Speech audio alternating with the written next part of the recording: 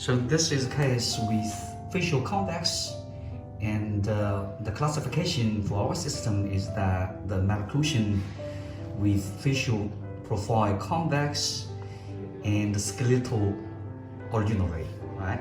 So take a look at the intraoral. The teeth and the dentition between upper and lower are not coordinated, and we see crowding, we see open bite tendency in the frontal teeth, and we see that molar relationship is a full unit class 2, right?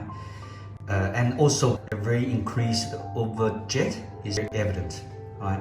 So as we mentioned earlier, that type of the patient will have quite susceptible to condylar resorption.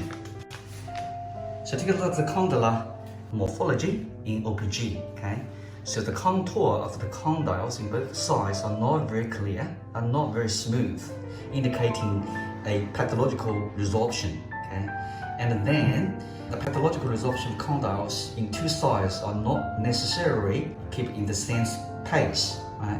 If one side is resorpting faster or severer than the other side, we will have in a situation like this, the length of the two sides, condyle and the ramus, are not in the same level, okay?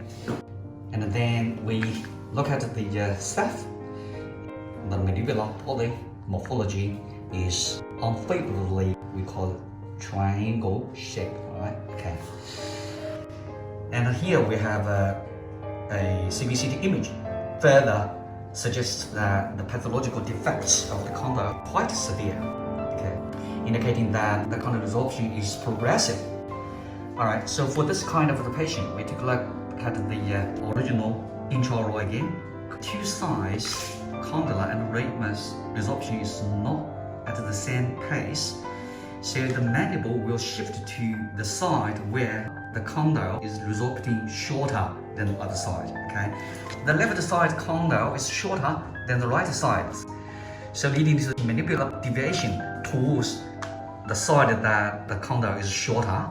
So in this case, the mandible deviated towards the left side. So we could see the frontal view of the facial also indicates that the chain of the mandible shifting to the left side. And then the intraoral, besides the mandibular transverse shifting, we also see that increased overjet is there, indicating that the mandible is protruded. So for this case, due to the fact that the condylar is pathologically resorpting, leading to two phenomena. One is that sagittally the mandible is protruded, and transversely the mandible is shifted to one side, okay, because of the unparalleled resorption of two sides condyles.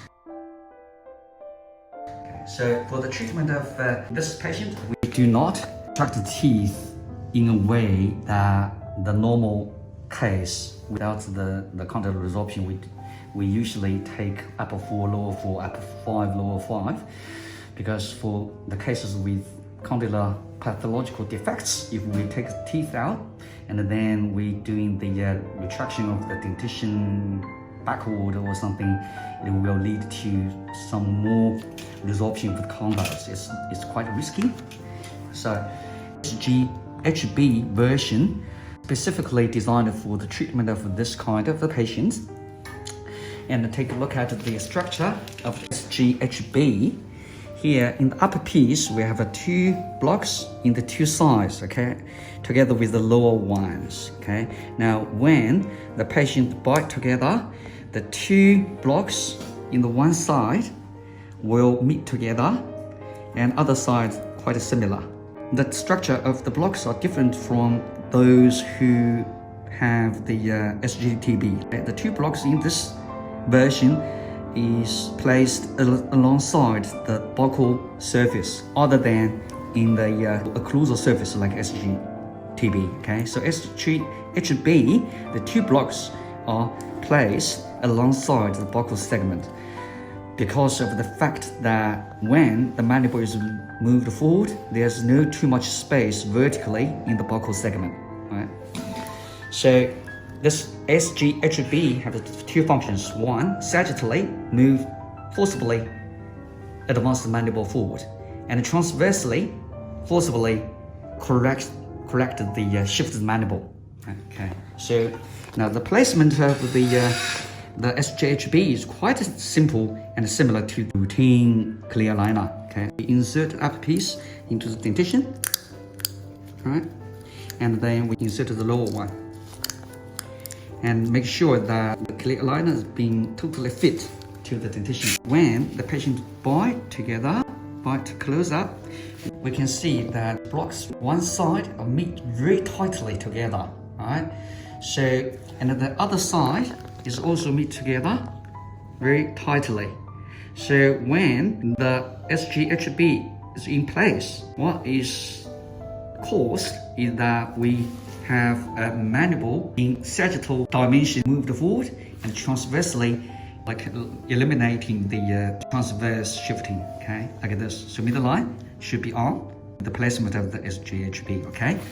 All right, so with SGHB wearing for 10 months or 9 months, we expected that the defected condyle could have some restoration in some extent, okay?